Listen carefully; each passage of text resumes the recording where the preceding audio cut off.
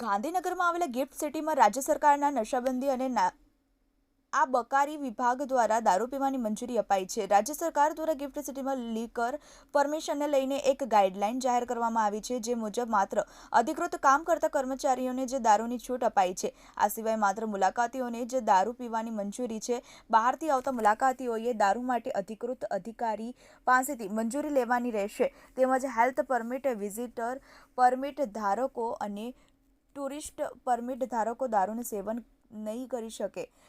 તમને જણાવી દઈએ કે રાજ્ય સરકારે ગિફ્ટ સિટીમાં દારૂ પીવાની મંજૂરી આપી છે. આ જાહેરાતના પગલે ગિફ્ટ સિટી ક્લબની ડિમાન્ડ વધી છે. ગિફ્ટ સિટી ક્લબની મેમ્બરશિપ લેવા માટે ઇન્ક્વાયરી વધી ગઈ છે.